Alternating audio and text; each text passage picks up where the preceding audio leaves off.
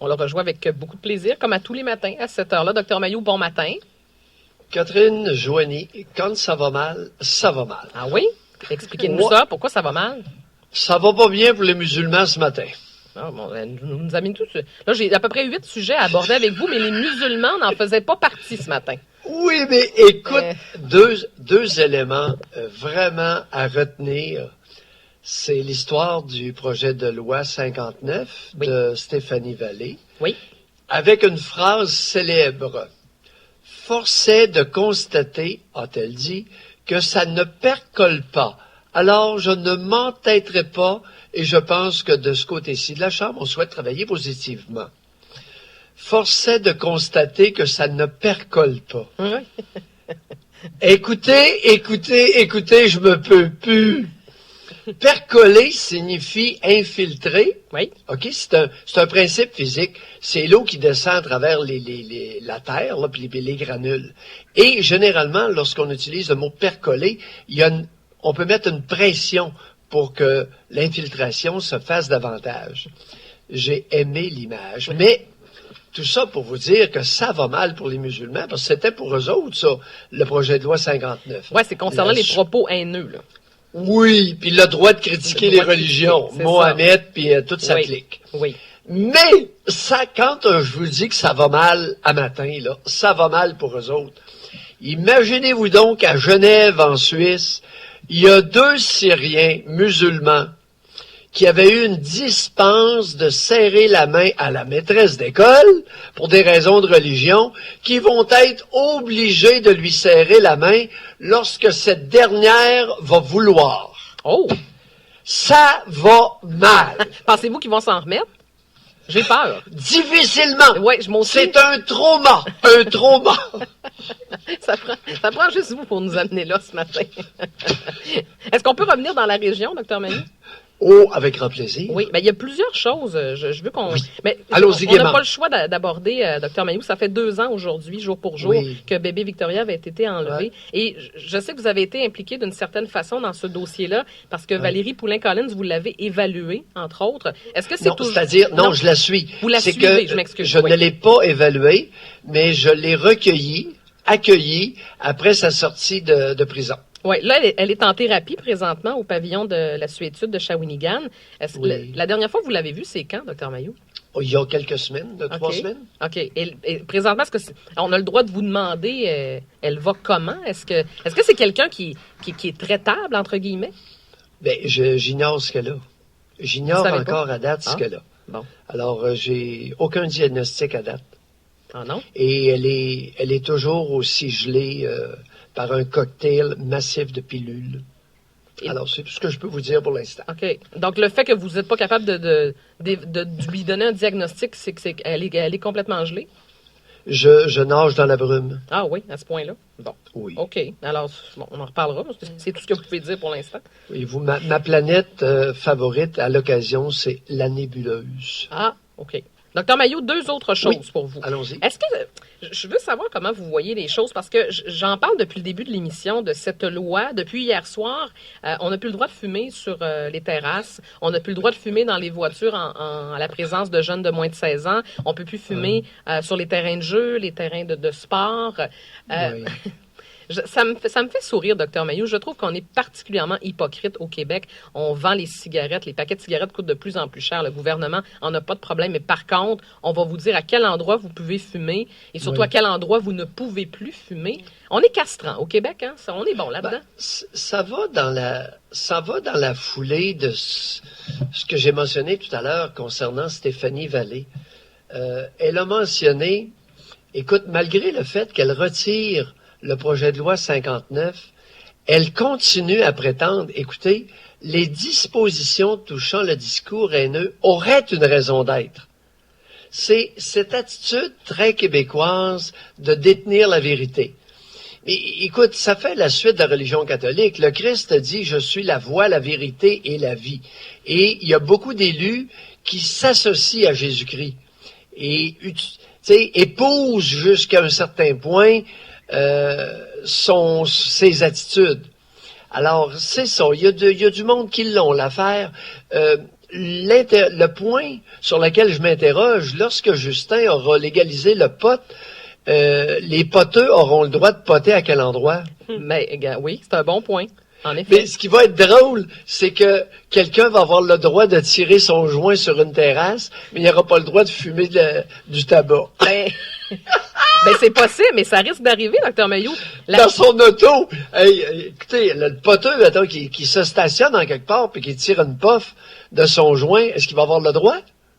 Non, je sais pas, on n'est pas, parce que imaginez-vous, on a eu de la misère à réglementer. On savait pas quoi faire au début avec la cigarette électronique, avec les vapoteux, là, c'était pas clair. Là, maintenant, on a statué que vous avez pas plus le droit de vapoter. Mais le pot thérapeutique, on fait quoi? Oui. Alors, au Québec, malheureusement, Joanie et Catherine, je réitère que c'est une société matriarcale.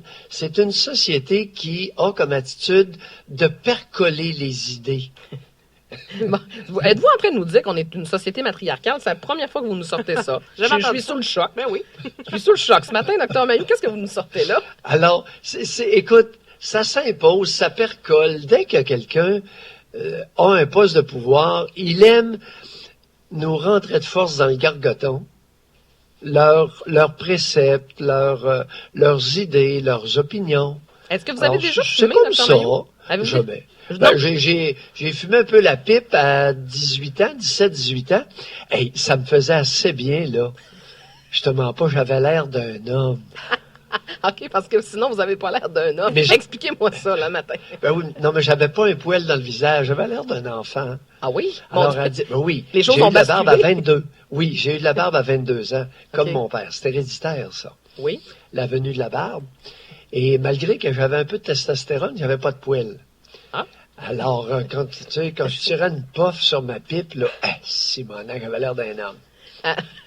À quel moment ça a basculé? Vous êtes passé de pas de poils du tout à beaucoup de poils tout d'un coup? À 22 ans, j'ai commencé à me raser une fois par semaine. Okay. Et là, assez rapidement, c'est devenu un peu plus poilu. Ah, OK. C'est intéressant quand même. Docteur Mailloux, en terminant, je veux qu'on parle de Stéphanie Trudeau. On l'a abordé hier. Elle va recevoir sa sentence aujourd'hui. On pose la question sur notre page Facebook, à savoir, est-ce que les gens lui accordent une absolution ou si les gens prévoient une sentence sévère. La plupart des gens sont assez durs à son endroit. Véronique nous écrit, c'est une personne fondamentalement agressive. Elle le prouve à chaque fois qu'elle parle. Le contexte d'autorité n'est vraiment pas fait pour elle. Ça revient souvent, docteur Mailloux. Les gens ont de la misère avec que ce soit un homme ou une femme policière agressive. Ça passe pas beaucoup dans l'opinion publique, docteur Mailloux. Ah, ben, si vous voulez embaucher des policiers mollassons, paillassons, c'est de vos affaires, mais venez pas vous lamenter après, mesdames, par exemple. Ben, il y a une différence, docteur Mailloux, entre un paillasson et... Alors, si on se dote d'une armée, et au lieu qu'ils portent des fusils, on les envoie avec des foulards et des mouchoirs. C'est pas ça. Notre point, c'est pas ça. Là, vous allez trop loin ce matin. Je caricature, Catherine, pour faire comprendre que les policiers ne sont pas l'autorité.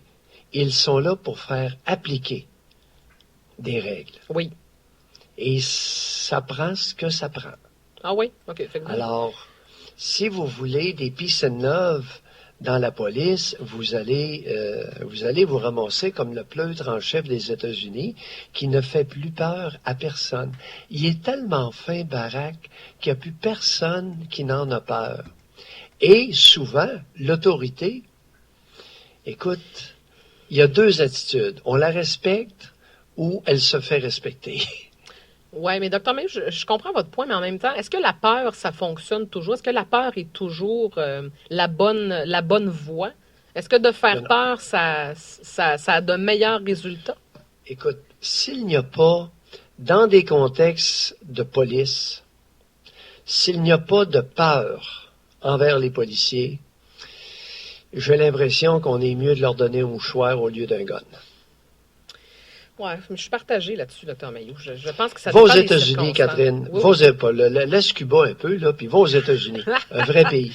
Ah, docteur Mailloux, arrêtez-moi ça. J'y vais souvent aux États-Unis. Là, la dernière fois que vous êtes allé aux États-Unis, vous êtes allé en Floride dans un quartier cossu. Laissez-moi faire les États-Unis ce matin, là. Je vous connais. Il y avait des barrières dans le quartier où on ne pouvait pas rentrer. C'est ça, vos États-Unis? Ben oui. OK, continuez. Catherine, Oui. aux États-Unis, lorsqu'un Oui. shérif a un gun et qu'il te demande de faire quelque chose, obéis. Ah oui, c'est clair, tu le fais. Fais pas juste écouter ce qu'il dit. Non. Écoute pas en québécois. Ferme ta trappe et obéis.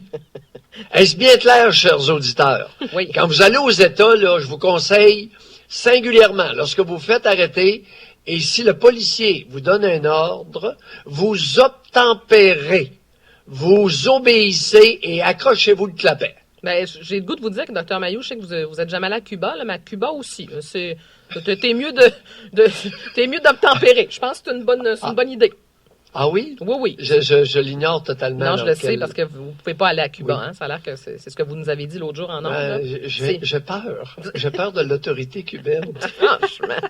Depuis quand avez-vous peur de quelque chose? Ben, j'aurais peur d'aller à Cuba, oui. Oui? Honnêtement, là, j'y ai pensé depuis plusieurs années. Puis, depuis que j'ai fait de la radio, c'est cassé, là. Mais, Et que je parle de certains peuples comme étant, ou certains pays, ou certains peuples comme étant porteurs de tares culturelles. Et je vais mentionner, entre autres, Cuba. moi, Tu sais, il y a plusieurs Cubains à Montréal. oui, je le sais, Dr. Mailloux, mais Ils ont de la famille à Cuba. je vous confirme que j'ai pas entendu beaucoup parler de vous, là, la semaine dernière. Puis avec Non, tout mais- respect, là. Oui, mais je ne prendrai pas de chance. Non, j'ai pas dit que je co-animais avec vous. Je me suis dit tout d'un coup qu'un hélicoptère Ben débarque oui. et que je ne reviens plus jamais. L'armée. J'ai pas osé faire ça, Dr. Mailloux. On s'en Alors, effectivement, l'armée à Cuba, je crois qu'elle est crainte, avec raison. C'est peut-être pas tellement la police. Alors, il y a deux phénomènes à Cuba, Catherine, puis tu me corriges, tu as plus d'expérience. C'est le phénomène de dénonciation Oui. de la part des citoyens et ensuite l'intervention de l'armée. Oui. La police, je ne sais pas qu'est-ce qu'elle fait à Cuba. Non, vous avez raison là-dessus. Mais le principe de dénonciation est en effet très, très, très, très fort, même justement entre les citoyens. Ils se dénoncent mutuellement. C'est assez fascinant de voir ça. Docteur Mailloux, on se retrouve ce midi. Oui, bonjour. À plus tard.